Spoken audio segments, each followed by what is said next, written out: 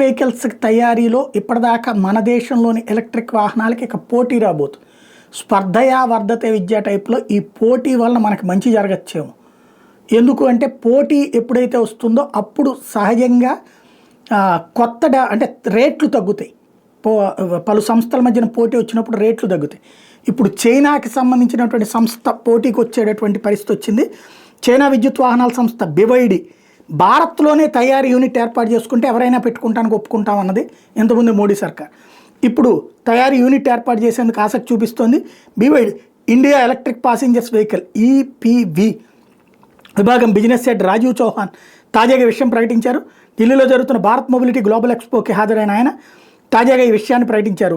Mega engineering and infrastructure లిమిటెడ్తో కలిసి $100 కోట్ల పెట్టుబడితో భారత్లోనే ఉత్పత్తి యూనిట్ ఏర్పాటు చేసేందుకు BYD గతంలో ముందుకు వచ్చింది. అయితే సరిహద్దు ఉద్రిక్తల నేపథ్యంలో కేంద్ర ప్రభుత్వం అందుకు అనుమతి ఇచ్చలేదు. దాంతో ఆ ప్రతిపాదన అమలుకు నోచుకోలేదు. రెండు దేశాల సంబంధాలు ఇప్పుడు కొద్దిగా గాడిన పడిన నేపథ్యంలో BYD ఆలోచన చేస్తోంది. సరిహద్దు ఘర్షణతో భారత్ చైనా సంబంధాలు వేడెక్కిన ఆ ప్రభావం తమ కంపెనీ మీద ఏమాత్రం ఉండదని చెప్పి చౌహాన్ చెప్పుకొస్తున్నారు. చైనా పౌరులకు వీసాలు మంజూరు చేయడానికి కేంద్ర ప్రభుత్వం కఠినం చేసిన ప్రభావం కూడా తమ మీద లేదన్నారు. వివేకవంతులైన భారతీయులు తమ వాహనాలు కొంటూనే ఉంటారన్నారు. గతేడాది BYD ఇండియా భారత్లో 3,500 వాహనాలు విక్రయించింది. ఈ ఏడాది అమ్మకాలు మరింత పెరుగుతాయని భావిస్తున్నట్టు ప్రకటించారు.